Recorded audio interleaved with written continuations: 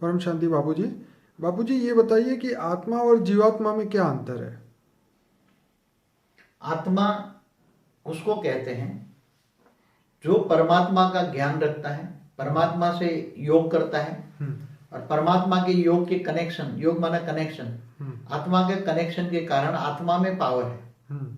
आत्मा ज्ञान होने के कारण उसको मनुष्य जीवन का उद्देश्य पता है, तो वो मनुष्य आत्मा जो परमात्मा को जानती है वो आत्मा है। और जो परमात्मा को नहीं जानती और जो माया में फंसी है, जन्म मरण के चक्र में फंसती रहती है, वो जीवात्मा है, जीव है। जैसे मनुष्य जीव है, जो मनुष्य जीव बन गया है इसकी, तो जीव और आत्मा, आत्मा ही जीव बनती है, पहले बनती है आत्मा। जैसे कोई भी मनुष्य बनता है तो पहले एक्चुअली देखा जाए तो जो सारे मनुष्य बने पहले देवता थे, देवता से मनुष्य बने। और जो वही मनुष्य जब माया में फंस जाता है और आत्मा से कनेक्शन, आत्मा का कनेक्शन, मनुष्य आत्मा का परमात्मा से कनेक्शन नहीं रहता, तो वो आत्मा धीरे धीरे माया में फंस जाता है, वो जीव बनता है। और जीव धीरे धीरे कई जन्मों के अंत में धीरे धीरे धीरे 84 लाख योनि में जीव बनकर फंस जाता है। और कहीं ना कहीं आत्मा फिर जीवन मरण के चक्कर आकर कहीं ना कहीं फिर वो आत्मा जीव बनकर फंस जाती है, फिर वही जीवात्मा बोलते हैं। हाँ, इसलिए गीता में भगवान कृष्ण ने क्या कहा, जो मुझे नहीं जानता वो जानवर है। तो जानवर की आत्मा हुई ना, जान बुद्धि क्या होगी, है तो मनुष्य, मगर उसकी बुद्धि क्या होगी, जानवर जैसी। तो जानवर को क्या आत्मा कहेंगे, वो तो जीव हो गया ना। मनुष्य भी बुद्धि जानवर जैसी हो गई। और जो अपने लिए जीता है वो भी जानवर है, अपने लिए जीने वाला जानवर है।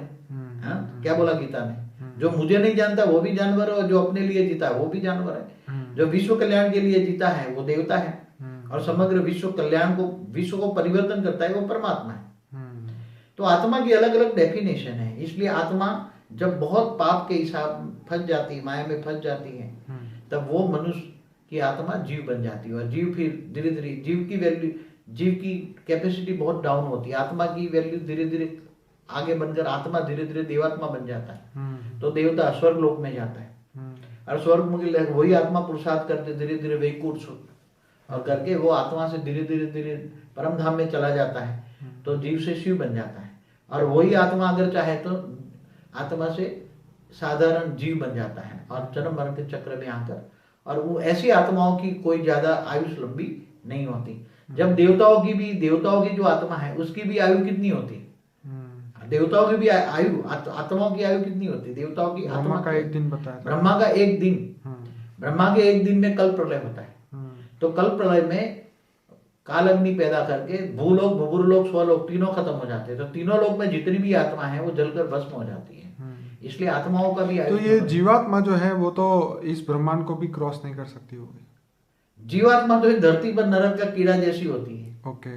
जैसे मनुष्य को जी रहा है तो ये नरक का कीड़ा जैसी है ना, वो नरक में जी रहा है कीड़ा, कीड़ा भी जी रहा है, मनुष्य भी जी रहा है, जानवर भी जी रहा है, कीड़ा जी रहा है, तो उसकी क्या वैल्यू, वो मनुष्य भी जानवर बन गया ना। तो वो मनुष्य की कोई वैल्यू नहीं, जो अपने लिए जीता है, जानवर है, अपने लिए खाना पीना मस्ती में रहना, तो असुर बन गया ना। जो परमात्मा को नहीं जानता वो आत्मा है ही नहीं, और परमात्मा से योग नहीं करता, हर हमेशा उठकर सुबह शाम परमात्मा से योग करता है, योग माना कनेक्शन जोड़ता है, तो आत्मा को परमात्मा से पावर आती है। तो परमात्मा को या उसको पता है कि ये मनुष्य जीवन की वैल्यू क्या है।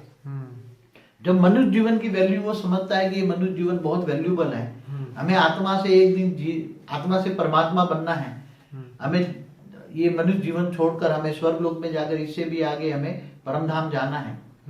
तो जो परमात्मा का ज्ञान लेती है, सुनती है और उसका लक्ष्य होता है परमधाम जाना, वो आत्मा है। और जिनका लक्ष्य है जानवर जैसा, खाना पीना सोना फिर मरना, क्या, तो ऐसी मनुष्य भी जीवन मरण के चक्कर में आकर वो भूत प्रेत बन जाती है।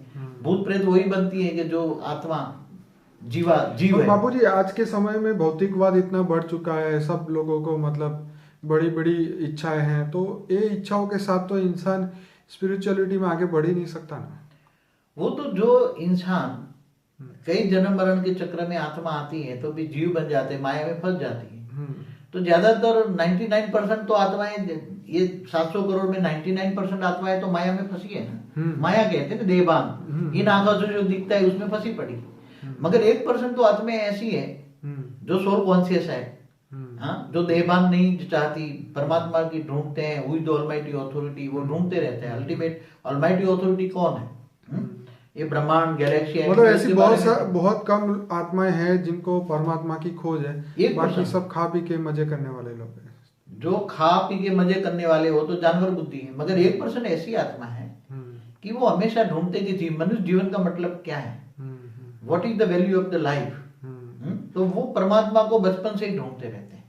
अलौकिक अलौकिक दोनों बैलेंस रख के अलौकिक शक्तियां, ज्ञान, पारलौकिक ज्ञान ढूंढती रहती है, कहीं ना कहीं फिर उसे ऑलमाइटी ऑथोरिटी का ज्ञान मिलता है, फिर वो शिव के कनेक्शन में आती है, फिर महाशिव से कनेक्शन में आती है, ज्ञान बढ़ता रहता है, धीरे धीरे आत्मा की शक्ति बढ़ती है। आत्मा की शक्ति बढ़ने से आत्मा में पावर आती है, तो कारण स्वरूप जागरूक होता है, तो आत्मा की शक्ति ज्यादा बढ़ती है, मोह और माया से परे हो जाता है, मायाजीत बन जाता है, माया में रहकर हुई भी आत्मा मायाजीत बन जाती है। तो जीव से शिव बनना पॉसिबल है। हाँ, तो जो आत्मा माया में रहकर मायाजीत बनती है वो आत्मा जीव आत्मा बनती है, और आत्मा से धीरे धीरे परमात्मा बन जाती है, मतलब जीव से शिव बन जाती है और परम धाम में चली जाती है।